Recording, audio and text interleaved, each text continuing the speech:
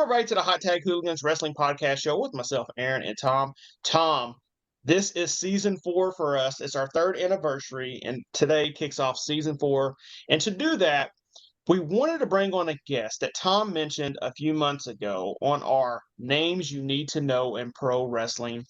And hey, she accepted the invite, and we're so glad to have her here. It's the Gnomie Gabby Forza. How's it going? I'm doing great. Thank you for having me. Absolutely. Like I said, Tom had you on our list of people that you need to know within the pro wrestling business right now. And for Tom to really elevate you on that status already, since you are barely new to the world of pro wrestling, says a lot about what people are already seeing and saying about you. How do you feel so far the reception has been in your pro wrestling career? I feel like I've been really lucky because I've had such a good reception so far, and it's made me feel like I really belong in pro wrestling, and I'm very excited to just keep it going. And you started your first match at Creator Pro on July the 30th. And before then, you were involved in some multi-person type matches. Tell us a little bit about the preparation that you went through for your singles match. So I actually had two, no, 3 matches leading up to that. My first singles match at Creative Pro, and first it was a tag team match in March, and then I had a 6-man tag in April. Then I was lucky to have my first singles match against Mimi for a Major Wrestling podcast, which was really it was like a private show, but it was really amazing to work with Notorious Mimi. And then that was kind of like a last minute fill-in for someone, so that was a really good experience, and that really built up my confidence going into this one-on-one with Nat Castle at Creative Pro. And we're just so lucky at Creative Pro, where the fans are just really boisterous and excited for women's wrestling. So it's been really exciting. Even just like everyone's just so excited to see I guess what I can do with my strength, and that definitely influences my, I guess, style of wrestling, and it's been a lot of fun. So tell us a little bit about Creative Pro Wrestling and what that means to you to see all of the great talent come out of Creative Pro Wrestling and excelling everywhere. You know, I think of MJF and Chris Statlander, and there's so many of them out there. Talk a little bit about that and what it means. Yeah. So I there's never really a day that I'm not thinking about them, because I train at Creative Pro 3 times a week, and so the ring that I get to train in is where they trained for years, and they have their pictures up on the wall, and it's very inspiring. If you're not seeing them at their pictures at Creative Pro when I'm training, I'm seeing them on AEW as world champions.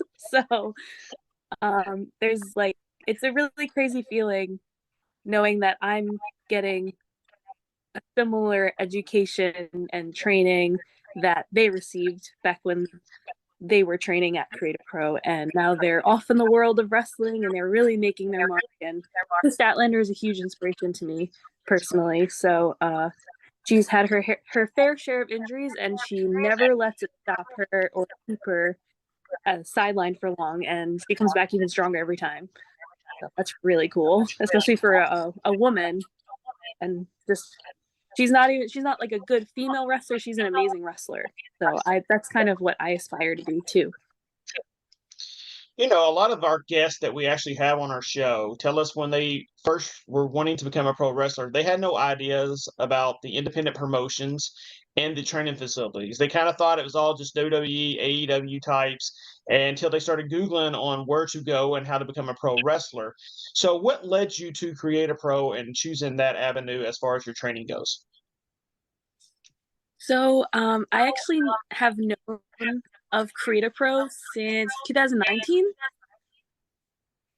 and that's because of VSK. So I became a VSK fan first of all of the Create Pro wrestlers, which might sound backwards to some people because there are like more famous wrestlers that came out of AEW, but VSK is just an incredible wrestler, and I've learned so much from him. And every time I watch him, he's just so good, and really like makes matches. Like, so the first Creative Pro show I went to in 2019, I actually saw VSK in action, and then I also saw Chris Statlander versus Aaron Rourke, and that was before they were signed to AEW. But they blew me away. I mean, Aaron Rourke is not signed yet, but I'm sure he will be soon.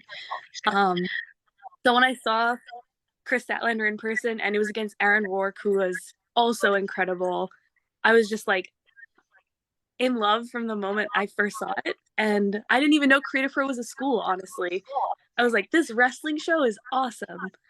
And they're all so talented. And I had no idea they were like students at the time.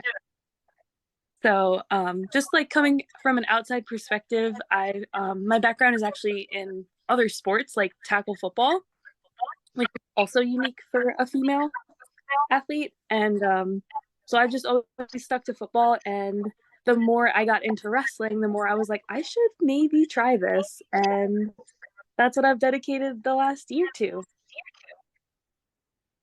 So Now, I know Creative Pro for quite some time. And then the more shows I went to, because I really haven't missed any of those shows since I found out about them. And I just made so many friends and was like, I should try this. And I did start training in October of last year.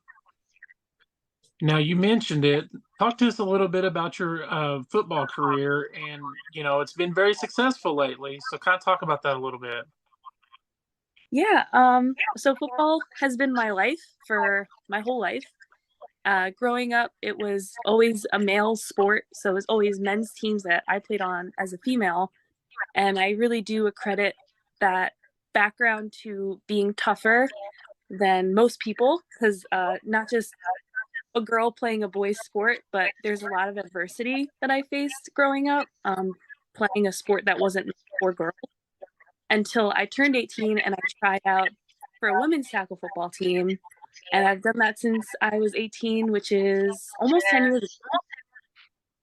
And 10 years later, I'm still playing tackle football, even though a lot of people that I grew up with and played football with, as they were males and I was the only girl on the team, I was told I shouldn't play football. It's not a girl's sport. Now I take the field with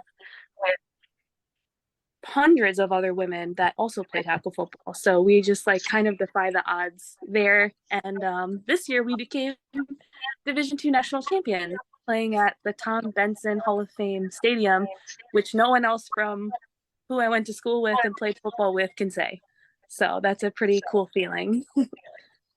And for people who don't know, Gabby plays for the New York Wolves, and it's not just a local ordeal. They travel across the U.S. and they play in other cities. So talk to us a little bit about that, because that's kind of helping you prepare for your pro wrestling career as far as traveling to other places. Yeah. So it's actually just crazy how my life has come in this direction, because I feel like everything in my life prepares me for what I do next. And football has been, for me, it's since, because I live in Long Island and I drive to Brooklyn 3 times a week since I was 18 to train for football, because that's where practices are held in New York City. So that's a 3-hour drive, 3 days a week. And then Saturdays we play in games in different states. So much like a wrestling schedule where you have to drive to participate, like you go to indie shows and you hope to get on those shows, but if you don't, you like get the experience and make the connections. It's a lot like football, where I would drive to practice and then train for hours and then drive home, and you don't get a lot of sleep, but you just have a passion for it. And then you have a game day to kind of show all the hard work that you put in. So with football, I've played in 12 different states now in 10 years. And I've played in 2 championship games, which were one was in Atlanta, Georgia, one was in Ohio, Canton, Ohio, and it was a really big deal. So I'm very lucky to be in this position. I did not know I would be playing football and doing wrestling at the same time. I don't recommend anyone does that, but I just haven't retired from football officially yet, and I started wrestling, and I didn't want to stop once I started. So I was I wasn't sure I would pursue wrestling as hard as I am because I didn't know I would love it so much. And Creator Pro is just an amazing learning environment. So I've not only been getting the best like training and education, I'm also getting the opportunities to show that on the shows. And it's been going really well so far. Which is the more painful bump you've taken so far, in a pro wrestling ring or laying someone out?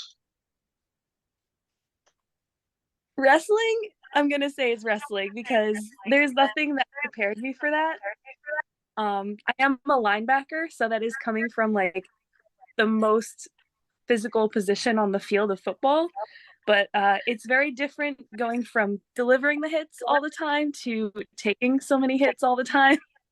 So that was definitely a change for me. And I do wrestle again, like it's just a full circle moment for me where I train with the guys in our wrestling school. And thankfully, they don't take it easy on me because it just reminds me of football also.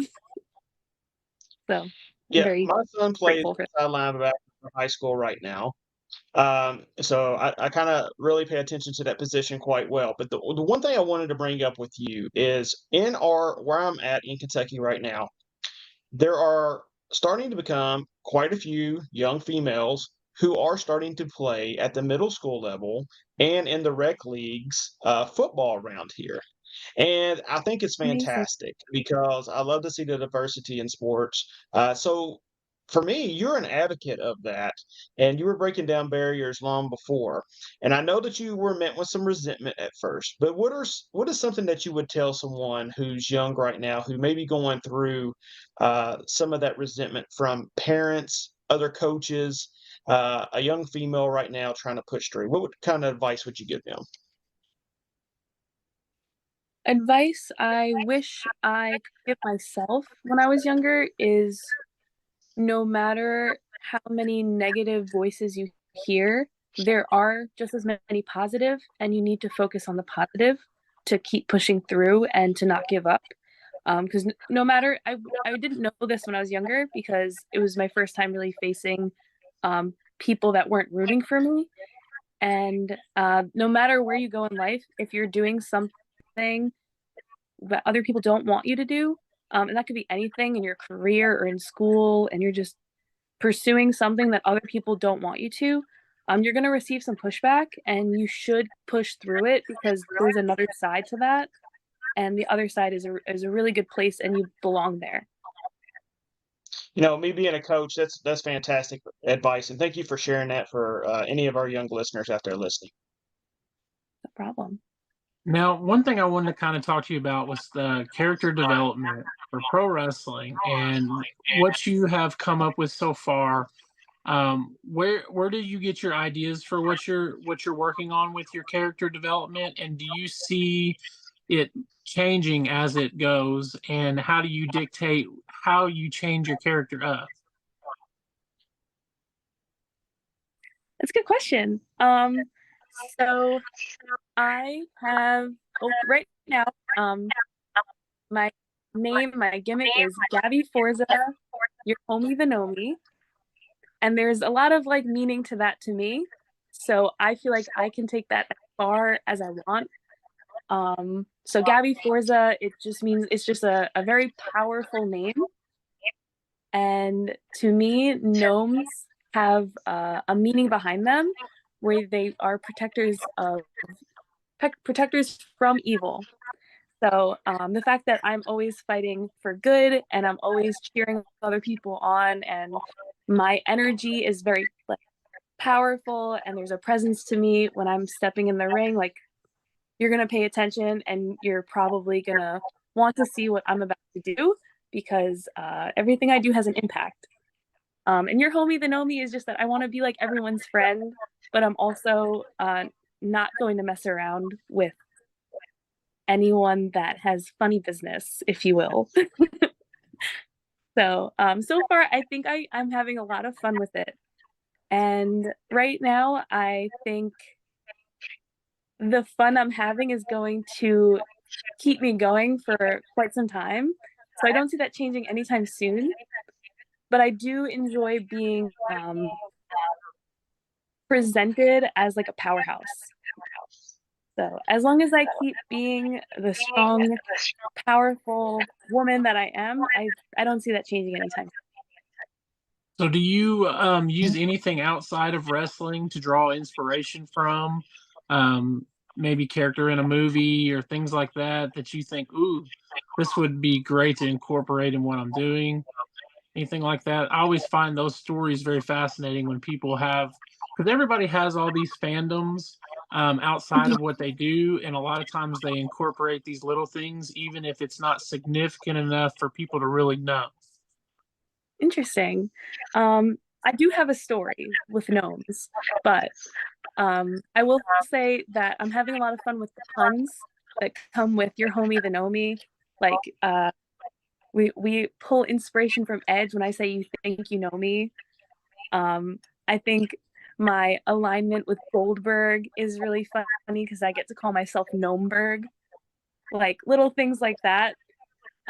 Just because they're such like powerful figures and move like spears are obviously, if you see, I have Lawrence Taylor right behind me, so I love hitting the spear in the ring. um right now I love hitting the jackhammer in the ring, which is a lot like Goldberg. And yeah, I'm just having a lot of fun with the gnome puns and gnome fun. So that is one thing. Part two of that is your homie the Gnomie is inspired by a lot of literal gnomes.